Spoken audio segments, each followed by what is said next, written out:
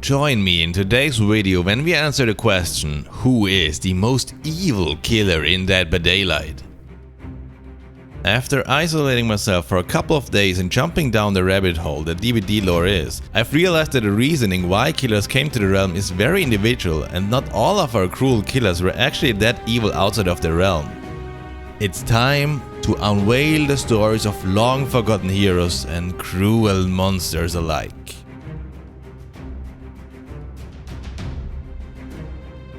I'll start off with the most innocent, and then progressively move on to the most evil ones. Every killer will be placed in one of 3 general categories, but will also be ranked in order in that category. These categories are: good, when they were actually good people; to neutral, when their actions are not quite good, but they weren't fully accountable for their actions; and evil, if they didn't show any redeemable qualities before they've been taken to the realm. Let's get started. In my opinion, the most innocent one is Camina Mora, the artist. If anything, she definitely had a very tragic life. She carries the guilt of her young brother's death and her mother's abandonment because her father blames her for it. She learns she has a special connection to crows and becomes a renowned artist, with crows often being the focus of her work. With one of her art pieces, she exposes corrupt political alignments to a multinational enterprise. In response, they kidnap Camina and her friends and cut her tongue out and her hands off. In this moment, crows appear to save her from the cult and the entity takes her. She hasn't done anything remotely evil and even actively tried to make the world a better place. Rin Yamaoka, later known as the Spirit, was born into a family that has a long history of being samurais, and Rin's father felt compelled to honorfully continue their legacy, slowly crumbling under the pressure as life didn't go the way he wanted for his family. Rin wanted to go out of her way to make her father proud, but was dealing with her own problems. One of them was being bullied heavily in school. Usually she just endured the spitefulness of the bullies, but one day, as she described, her inner dragon took control and she bet up her persecutors, feeling the rage slumbering inside her. Her father was manipulated by the entity, which made him ultimately go insane and led him to kill Rin's mother. As Rin walked into her father, she immediately becomes the next target of him and also gets murdered. In her final moments, she feels unrestrained rage and accepts the entity's offer for revenge. Rin hasn't done anything evil in her life, but lets emotions take control and isn't reluctant to hurt people. Lisa Sherwood, the Hag, is to some extent more accountable for entering the realm, as she was constantly meddling with hexes, but mostly used them for good luck and fortune, as was taught by her village. One day she asks her grandmother about a book in an unknown language, but her grandmother just tells her not to play with powers she doesn't understand. Later, as Lisa walks through the woods, a terrible storm struck without warning. She slips, hits her head and falls unconscious. She gets captured and tortured by cannibals in their village. In her dying moments, she scratches a symbol of her grandmother's forbidden book on the floor. The entity answers, giving her renewed strength. She takes her revenge and leaves the village devastated. Since Lisa was purposely calling upon the entity, she's definitely more accountable than others, but still acted out of necessity. Adiris, the Plague. She grows up in ancient Babylon and over the years slowly loses her faith. She plans to leave the city, but that's when the entity whispers to her and rebuilds her faith in God. Well, not actually God, but she gets misguided to believe the entity is God. She then kills Haban, her mentor and father figure, for his blasphemous behavior.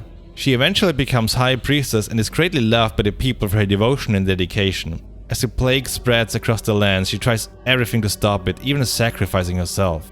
Eventually, she also gets infected by the plague and keeps praying to her god to save her people until her last moment. Adiris got manipulated, but isn't acting evil. The well-being of her people was highest priority, but she's also the first one on this list that murdered someone at her own will. Those were the killers I'd personally argue to be good. We're now moving on to the neutral category.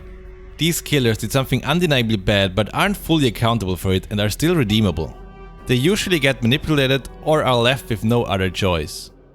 Philip Ojomo, the Rave, was born in a village situated in northern Nigeria. When he was of young age, a civil war breaks out, from which his parents never returned. Before his father left, he gifted Philip a bell, telling him to ring the bell until help comes when in danger. Shaped by his tragic story and the interference of the entity, he later kills the soldiers that killed his adoptive mother figure, Venanya. When he was grown up, he moved to the US, where he ends up killing his boss Asaroth after he discovered that the Order Heaven was used as a place to dispose bodies. His actions come from extreme situations and therefore aren't evil in itself. He's actually acting very reasonable. His humanity can still be seen in his current state when he's ringing his father's warning bell before uncloaking. As seen in Stranger Things, the Demogorgon doesn't seem to be evil by itself. It rather seems like a wild animal and only seeks for destruction because it's being controlled by something else. In a neutral environment, the Demogorgon would more likely just do its own thing, therefore I'd say he's neutral. The twins, Charlotte and Victor, they definitely have a very sad and tragic story. From birth on, they were hunted simply for being conjoined twins, believed to be a product of witchcraft. On the day their mother gets burned, the twins become the monsters they've constantly been seen as. Victor died quite young, and despite having lost all she loved, Charlotte still kept going. Hunted by townsfolk and groups of the Black Whale, she was leaving a trail of bodies of her pursuers behind her. Almost ready to give up, the entity tempted her to enter the realm by resurrecting Victor. And unlike most killers, the twins actually see the realm as a place to finally find some rest after years of being hunted. They have caused a lot of harm, but honestly, they never had any other choice. Caleb Quinn, aka Deathslinger. His father was an engineer, but when he died, Caleb uncovered his inventions and gave most of them a grim turn. Inventions designed to do horrible things to people that did him wrong. Over time, his engineering became incomparable and some of his inventions found good use for businesses. But his inventions were stolen, kindling a burning rage inside of him. He starts attacking the people that stole them and eventually gets put into prison. He makes unlikely friends with a warden, and after some time, the warden offered to commute his sentence. The deal was to use his ingenuity to bring outlaws to the prison, alive. Caleb invented the spear gun and the Hellshire gang was born. For 6 years they roamed the country to collect outlaws for prison to end the bargain. Well, the way Caleb solved his problems wasn't quite moral, but there's clearly some humanity left. At the end of the story, he stares at a wrench his father gave him and reflects what he has become and how things could have gone differently. He's definitely not the friendly guy from the neighborhood, but in my opinion he's still redeemable. Evan Macmillan, the Trapper, is also rather tough to rank. His father was the owner of the Macmillan estate, one of the most profitable mines. He treated his staff with an iron fist, often talking down on them and treating them like objects. He would beat Evan repeatedly for associating with them. Evan was torn between loving and hating his father. Manipulated by his father and the entity, Evan ends up leading over 100 men into the mines before detonating explosives, sealing them in. There always has been humanity inside of him, and unlike other killers, he actually fought back against the entity, internally struggling about the monster he became. Definitely redeemable qualities, and he always aspired to be an artist more than anything else. Under different circumstances, his life would have developed in a different direction. Baba Sawyer, Leatherface, is very special not only in this, but in many regards. He seems to be more confused than anything else. Baba kills not from a desire to exert his will over others, he simply kills because he's scared of being hurt. He's scared his family will be displeased with him. He is scared of outsiders and just does as he is told. Family love is all that matters to him, and Baba is the protector of his family. Therefore he kills outsiders coming too close to his family. When his brother dies and his family is about to get taken away from him, he gets sent to the realm where outsiders still enter, but he'll chase them off, just like his family taught him. Baba is undeniably bad for what he has done, but his actions come from being greatly manipulated by his family, up to a point where he almost doesn't realize what he's actually doing. The last killers I just mentioned were borderline neutral, if even, but now we're coming to the really evil ones. Max Thompson Jr., the hillbilly. His parents treated him like an animal and emotionally abused him by making jokes about him because he got born horribly disfigured. All that mattered to them was the business at Coldwind Farm, and they didn't need Max there, so they sealed him off and bricked the doorway.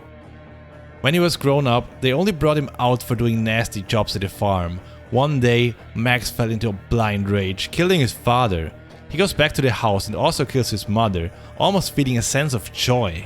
It was at this point that the humanity inside of him left, and he became the monster his parents saw him as, taking joy in killing and brutality. He keeps on killing people and is in this state by no means redeemable, but to be fair, was shaped by his parents to end up at this point.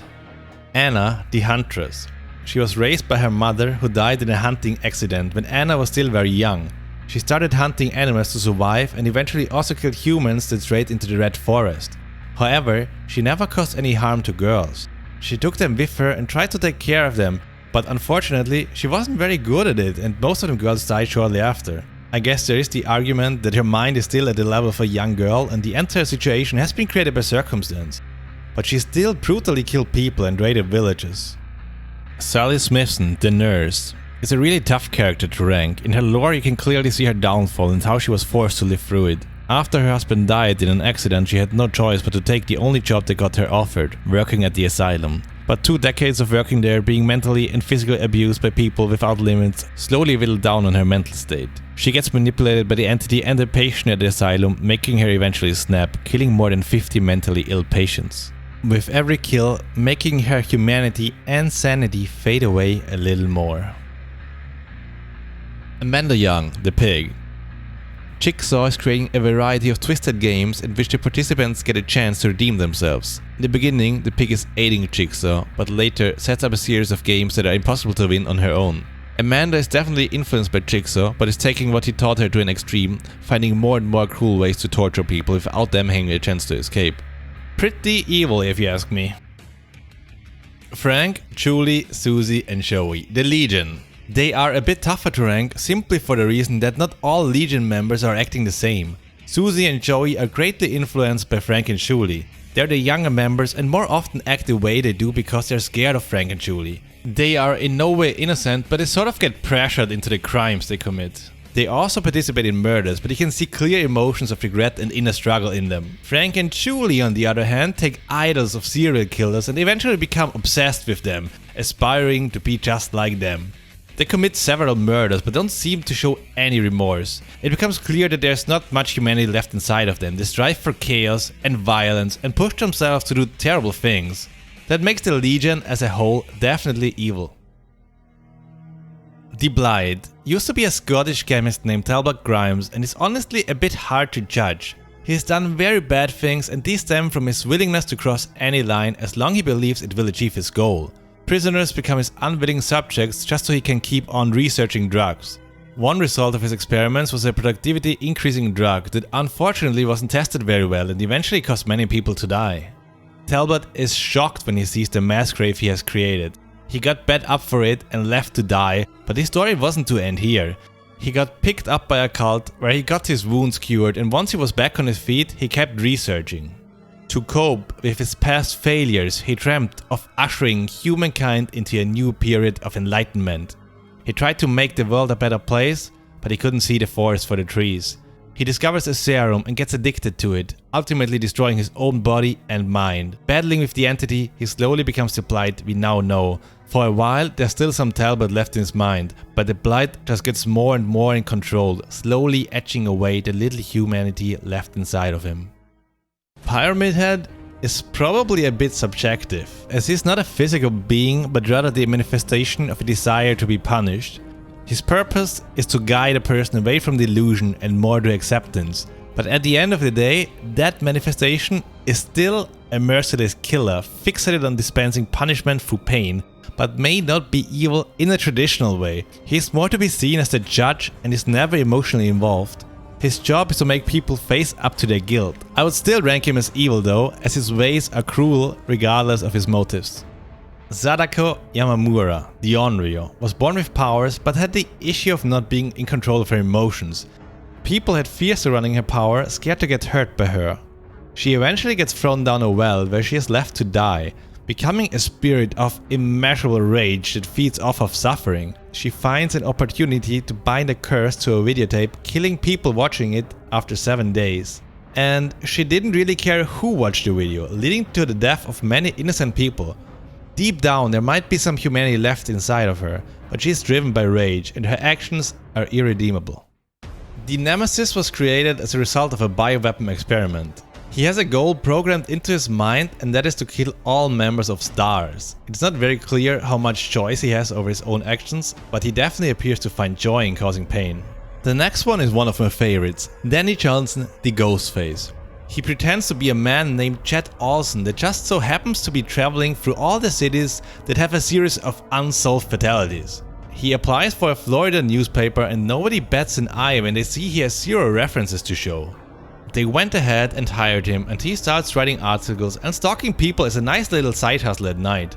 He'll set up cameras, take statements from the authorities, and eventually invite himself for a little nighttime butchery. Afterwards, he brags about it in his articles in the local newspaper. When the police and his colleagues still don't get it, he leaves a note at his desk stating he was the Ghostface all along. Very much to his liking, he eventually gets kindly invited by the entity. He's definitely a bad dude and loves what he's doing. Kazan Yamaoka, the Oni. His kill count likely reaches the thousands, because he was pursuing a selfish goal, purging the land of farmers and warriors imposturing to be samurais. His kills were brutal, cruel and morbid. His rage and bloodlust knew no bounds, almost as if he was possessed by something dark. Oni Yamaoka, the rageful samurai, was the nickname they gave him, an insult to Kazan and his family, only driving his rage further. He got ridiculed, embarrassed, taunted. Now he's roaming the lands aimlessly, killing people across his way, satisfying his rage. There is a moment of fear and remorse when he discovers he killed his father, but aside from that, there's not much humanity to be found in his lore. Now we're slowly edging up to the real messed up characters. Telling who's the most evil of them gets progressively harder, but surely neither of them is someone you'd want to invite over for a board game night. Kenneth Chase, the clown, was raised by his abusive, drunk father, who often would use his finger of scorn as a weapon. And ridiculous as it is, this made Kenneth hate fingers. He shows clear psychopathic tendencies from a young age, which only grew with him. He finds fingers to be the ultimate form of trophies and also drowns himself in drugs and alcohol.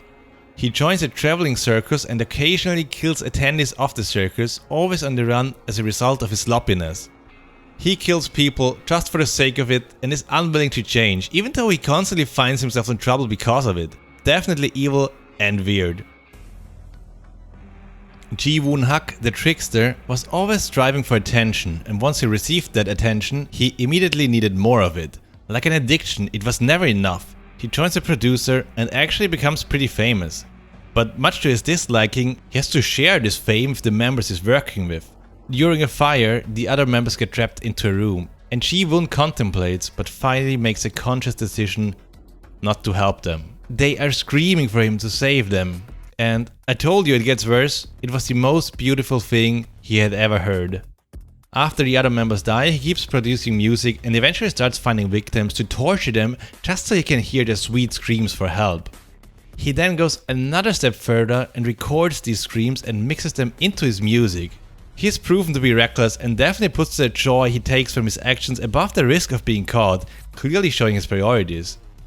The trickster is completely irredeemable. Elliot Spencer, the Pinhead. He used to be a war veteran but became a supernatural entity through the box. Roaming dimensions ready to inflict pain, now known as the Pinhead. He is the leader of the Cenobites and their original mission is not to be good or evil but to keep a balance. But that task kinda got shifted away when they discovered taking pleasure in causing pain. There is some tragedy in his story as he was a good human before his transformation, but in the current state there is no form of any humanity left in him. He deceives people and causes harm in grotesque ways. Definitely very, very evil. Albert Wesker, the Mastermind. He got his life stolen at a young age and basically got groomed into being evil by Umbrella. He later splits away from Umbrella to become even worse and is relatably a big fan of world domination. And his motives are to actually elevate the humankind. There is a slight share of humanity inside him, but he generally sees humanity as inherently self-destructive and wants to get rid of those he judges to be weak. He exposes himself to Ouroboros and becomes some sort of bioweapon that seeks to become a god. Not exactly good in my opinion. Freddy Krueger, the Nightmare. He gets burned to death by citizens after they discover he's abusing children. He then keeps hunting the children in their dreams, eventually killing them. He is dedicated to terrify his victims and has no redeemable qualities. Dr. Herman Carter. Despite him being a human, there's absolutely no humanity left inside of him. The CIA hires him because they know his experimental methods are great for interrogation of prisoners. He does horrible experiments on live human subjects and has a fascination for electroconvulsive treatments. He gets free reign of patients in Liaris Memorial Institute and does his job pretty well, I gotta say. But he loves what he's doing so much that he doesn't stop when he gets the information he wants to extract. He just keeps going for his own pleasure. If you're into pretty messed up stuff, definitely check into his lore. He's horrible and has extremely twisted methods. Michael Myers, The Shape. And the reason why he's so far up in this list is this guy doesn't care about anything. He isn't influenced by the entity whatsoever. He just wants to grab people and murder them. He is twisted and deranged, but most of all, he is merciless.